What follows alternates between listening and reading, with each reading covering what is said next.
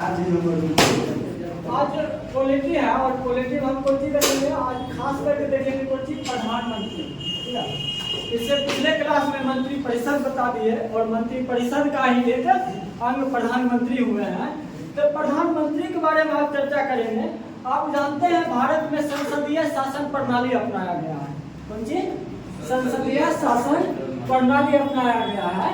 तो इस संसदीय शासन प्रणाली में अगर वास्तविक रूप से देखा जाए तो प्रधान होते हैं के तो प्रधानमंत्री होते हैं या कहा जाए तो मंत्री परिषद होते हैं। ठीक है, और संवैधानिक रूप से क्या होते हैं तो राष्ट्रपति होते हैं। संवैधानिक रूप से क्या होते हैं तो राष्ट्रपति होते हैं। तो यही है प्रधानमंत्री के बारे में। तो प्रधानमंत्री के बारे में तो नहीं पढ़ते हैं। तो प्रधानमंत्री की नियुक्ति के बारे में सबसे पहले जानकारी लेते हैं। प्रधानमंत्री की नियुक्ति कैसे होता है तो प्रधानमंत्री की नियुक्ति अगर कहा जाए तो अनुच्छेद में तो 75(1) के अनुसार होता है। तो इनका नियुक्ति क्या करते हैं तो राष्ट्रपति करते हैं। ठीक है, तो राष्ट्रपति करते हैं। तो क्या होता है प्रधानमंत्री का मनोनीत नहीं होता है। प्रधानमंत्री की क्या होता है राष्ट्रपति द्वारा नियुक्ति होता है। नियुक्ति करना होता है तो लोकसभा में बहुमत दल के नेता को प्रधानमंत्री नियुक्त किया जाता है। क्या तो लोकसभा में बहुमत दल के नेता को हम क्या करते हैं राष्ट्रपति उसको प्रधानमंत्री नियुक्त करते हैं। ठीक है, और कहा जाता है प्रधानमंत्री जो है ना राष्ट्रपति स्वेच्छा से प्रधानमंत्री की जनरली नहीं चुन सकते हैं।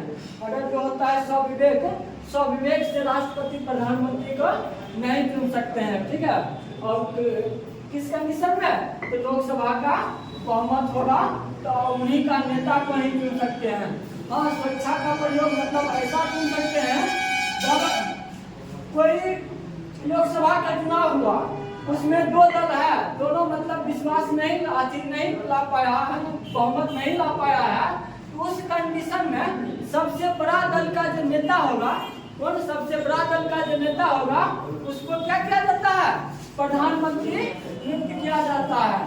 ठीक है, अब देखिए जनरली कहा जाता है प्रधानमंत्री अगर देखा जाए तो क्या होता है तो प्रधानमंत्री सामूहिक रूप से लोकसभा के प्रति जिम्मेदार होते हैं, उत्तरदायी होते हैं। तो जनरली कहा जाता है प्रधानमंत्री जब नियुक्त होते हैं तो वो लोकसभा से नियुक्त होना चाहिए।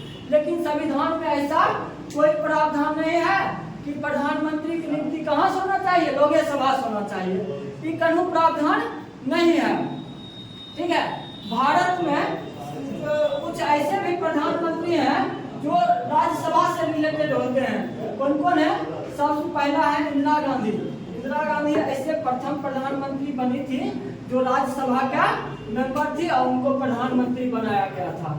ठीक है, प्रधानमंत्री के कार्यकाल देखिए पदावधि प्रधानमंत्री पदावधि या मंत्री का पदावधि जो होता है 75(2) के अनुसार होता है। अनुच्छेद कितना 75(2) के अनुसार होता है। कहा जाता है कि जो प्रधानमंत्री या मंत्री होते हैं ये जो है अपना पद जो धारण करते हैं ना राष्ट्रपति को प्रसाद प्रयत्न करते हैं। ये संवैधानिक रूप से कहा जाए, लेकिन वास्तविक रूप में ये होता है जब तक लोकसभा में विश्वास है। ठीक है, जब तक लोकसभा में क्या है बहुमत है तब तक क्या होते हैं प्रधानमंत्री बनल रहते हैं। जब लोकसभा में अपना विश्वास खो देते हैं तो पूरा मंत्रिमंडल क्या होता है बर्खास्त हो जाता है और प्रधानमंत्री भी क्या हो जाते हैं बर्खास्त हो जाते हैं।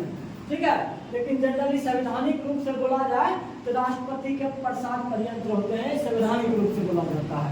ठीक है, अब देखिए प्रधानमंत्री के तनिक अधिकार और कार्य देख लेते हैं। प्रधानमंत्री कार्य और अधिकार क्या है। सबसे बड़ी बात है प्रधानमंत्री का जब नियुक्ति होता है तो उनका सबसे पहले क्या होता है तो अपना विश्वास प्रस्ताव पारित करते हैं, शपथ लेते हैं और शपथ लेते हैं तो मंत्री परिषद का निर्माण करते हैं। प्रधानमंत्री का सबसे बड़ा काम कौन सी होता है मंत्री परिषद की निर्माण करना। जब मंत्री परिषद के निर्माण करते हैं तो और वही सब मंत्री को क्या करते हैं विभागों की सूची तैयार कर पाते हैं और यही सूची को राष्ट्रपति को भेजते हैं और राष्ट्रपति उसी विभाग के अनुसार सबको क्या करता है नियुक्त कर देता है। ठीक है, ये होता है प्रधानमंत्री का कार्य। और प्रधानमंत्री का और महत्वपूर्ण कार्य होता है कि राष्ट्रपति अगर चाहे मंत्री परिषद कोई भी निर्णय जानकारी लेना चाहते हैं कि राष्ट्रपति अगर मंत्री परिषद का कोई भी निर्णय जानकारी लेना चाहते हैं तो तो प्रधानमंत्री को सूचित करेंगे और प्रधानमंत्री की कर्तव्य होगा कि वो राष्ट्रपति का सूचना दे। कौन सा अनुच्छेद के तहत? 78 के अनुच्छेद 78 के तहत किया जाता है। क्या कहा जाता है? प्रधानमंत्री है, मंत्री परिषद और राष्ट्रपति के बीच में सेतु का काम करते हैं। कौन सा अनुच्छेद कहता है? तो अनुच्छेद 78 कहता है। ठीक है, अब देखिए महत्वपूर्ण प्रधानमंत्री देख लेते हैं। तो भारत का अगर पहला प्रधानमंत्री जो बने थे ना, तो जवाहरलाल नेहरू बने हैं। क्या बने हैं? जवाहरलाल नेहरू बने हैं और 1947 में बने थे। ठीक है, और भारत का प्रथम अगर कोई पहला प्रधानमंत्री बनी है तो इंदिरा गांधी बनी है। क्या बनी थी? इंदिरा गांधी बनी थी। और कहा जाता है भारत का अगर देखा जाए तो प्रधानमंत्री की लिस्ट में, तो भारत का 3 गो ऐसे प्रधानमंत्री हुए जो प्रधानमंत्री के पद पर रहते हुए उनकी मृत्यु हो गई है। तो कौन कौन हुए? तो क्या हुए? जवाहरलाल नेहरू, लाल बहादुर शास्त्री और इंदिरा गांधी। ये ऐसे 3 गो प्रधानमंत्री हैं जो प्रधानमंत्री के पद पर रहते हुए उनका क्या हो गया है? मृत्यु हो गया है। और कहा जाता है जब जवाहरलाल नेहरू की मृत्यु हुआ था, जब पहली बार कार्यवाहक प्रधानमंत्री के रूप में नियुक्त किए हुए थे, तो क्या हुए थे? गुलजारी लाल नंदा। और कहा जाता है गुलजारी लाल नंदा ऐसे कार्यवाहक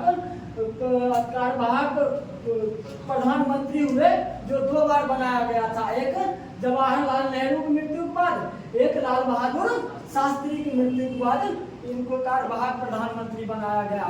और कहा जाता है इसमें लाल बहादुर शास्त्री है जिनका पहला भारत के प्रधानमंत्री है जो भारत से बाहर विदेश में हुआ था। कहाँ में? ताशकंद में हुआ था। तो कब हुआ था? तो 11 जनवरी को, और 11 जनवरी 1966 उनकर मृत्यु कहाँ हो गया? ताशकंद में हुआ है। ठीक है, और एक इंदिरा गांधी है। इंदिरा गांधी प्रथम भारत का महिला प्रधानमंत्री है जिनका पहली बार हत्या कर दिया गया।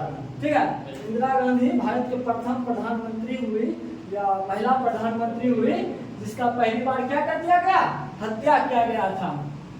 अब देखिए संसद के कभी नहीं सामना करने वाले जो प्रधानमंत्री जो बने हैं ना, वो चौधरी चरण सिंह बने थे। और चौधरी चरण सिंह कहाँ को वो अथी थे? मुख्यमंत्री, उत्तर प्रदेश के मुख्यमंत्री हुआ करते थे। और कहा जाता है प्रधानमंत्री पद से त्याग पत्र देने वाले पहले अगर जो प्रधानमंत्री थे ना, तो मोरारजी देसाई थे। और मोरारजी देसाई कहाँ का पार्टी थे? मुंबई थे। मुंबई का पार्टी मुख्यमंत्री हुआ करते थे।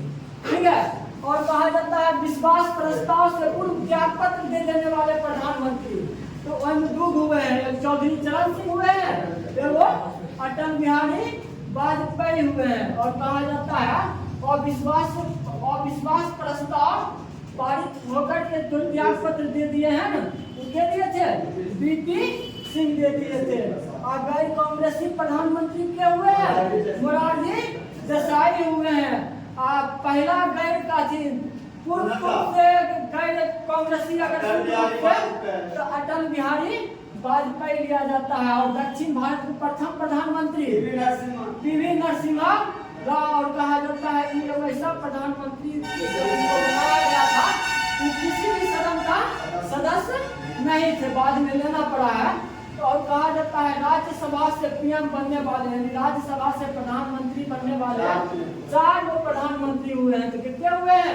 सबसे पहले इंदिरा गांधी हुए हैं, दूसरा एचडी देवगौड़ा हुआ है, तीसरा इंद्र कुमार गुजराल हुआ है, और चौथा मनमोहन सिंह हुए हैं जो प्रधानमंत्री जब नियुक्त किया गया तो कहाँ के मेंबर थे? राज्यसभा का मेंबर थे। और भारत का प्रथम प्रधानमंत्री जवाहरलाल नेहरू थे जिनके ऊपर सबसे पहले अविश्वास प्रस्ताव लाया गया लेकिन पारित नहीं हुआ था। ठीक है, ये हो गया प्रधानमंत्री संबंधित महत्वपूर्ण बातें खत्म हो गया। और इसी में महान्यायवादी आता है। कहा जाता है महान्यायवादी विभाग 5वां हिस्सा है और अनुच्छेद 76 में इसका चर्चा किया गया है। महान्यायवादी चर्चा किसमें है? अनुच्छेद 76 भाग 5 में है। और कहा जाता है महान्यायवादी भारत सरकार का प्रथम कौन से है? विधि अधिकारी है।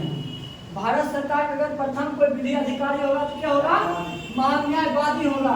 और भारत सरकार का जब तक केस होगा यही महान्यायवादी लड़ता है, इसीलिए इसको भारत सरकार के प्रथम विधि अधिकारी कहा जाता है। ठीक है, और महान्यायवादी की सहायता के लिए सॉलिसिटर की नियुक्त किया जाता है।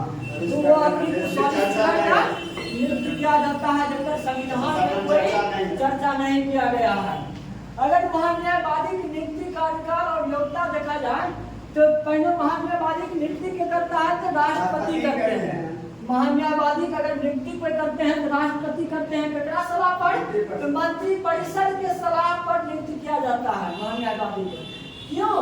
क्योंकि मंत्री परिषद ही की सलाह की, क्योंकि भारत सरकार का वकील यानी विधि अधिकारी होते हैं। ठीक है, और कहा जाता है इनका कार्यकाल जो होता है ना तो राष्ट्रपति प्रसाद पर्यंत होता है। अगर याद कहा जाए तो जब तक वह सरकार है, जब तक वो मंत्री परिषद है, तब तक क्या होता है महान्यायवादी बरकरार रहते हैं। जैसे ही मंत्री परिषद बर्खास्त हो जाता है तो भारत राष्ट्रपति को चाहिए महान्यायवादी को भी चेंज कर दे, क्योंकि इनकी नियुक्ति जो होता है ना मंत्री परिषद के सलाह से राष्ट्रपति करते हैं। इसीलिए अगर जनरली कहा जाए तो राष्ट्रपति प्रसाद पर्यंत होता है इसका कार्यकाल। ठीक है, अधिकार और कर्तव्य महान्यायवादी को देखा जाए तो महान्यायवादी का अधिकार और कर्तव्य की चर्चा अनुच्छेद 76 की 2 में है, और इसमें कहा जाता है कि महान्यायवादी जो उनका अधिकार है भारत सरकार के ऊपर जितने भी केस होगा तो महान्यायवादी ही लड़ेंगे भारत सरकार में, भारत सरकार की पक्ष को लेकर के। ठीक है, यानी भारत सरकार के विरुद्ध में कभी केस नहीं लड़ सकते हैं और ना ही भारत सरकार के विरुद्ध में यह पर कोई सजेशन दे सकते हैं। ठीक है, और कहा जाता है महान्यायवादी जो है ना कहा जाता है ऐसे इनको अगर रिटायरमेंट के बाद जब बर्खास्त हो जाता है, हटाया जाता है, इनको निजी काम से कभी रोका नहीं जा सकता है। ठीक है, अगर और कोई काम करेंगे तो और मतलब कोई और मतलब केस लड़ेंगे अगर रिटायरमेंट के बाद जब इनका पद बर्खास्त होता है तो और अच्छी सुप्रीम कोर्ट या हाई कोर्ट में लड़ सकते हैं, लेकिन बशर्ते याद रखना होगा भारत सरकार के विरुद्ध कभी वो नहीं जाएंगे। ठीक है, दूसरा होता है तो महान्यायवादी का कार्य अधिकार में देखा जाए तो उनको जो है संसद में भाग लेने का अधिकार है। ठीक है, बोलने का भी अधिकार है, सदन में बैठने का भी अधिकार है, लेकिन मत देने का अधिकार नहीं है। महान्यायवादी क्या बोले हैं, संसद में भाग लेने का अधिकार है, बोलने का अधिकार है, लेकिन मत देने का अधिकार क्या है नहीं है। कौन सा अनुच्छेद में जिक्र किया गया है? अनुच्छेद 88 में चीज की जिक्र किया गया है। अगर कहा जाए भारत सरकार का स्वतंत्र भारत के प्रथम जो विधि अधिकारी थे ना MC शीतल बाड़ा थे। क्या बोले हैं? स्वतंत्र भारत के प्रथम विधि अधिकारी कोई थे? MC शीतल बाड़ा थे। ये जो है प्रधानमंत्री और महान्यायवादी को खत्म किया।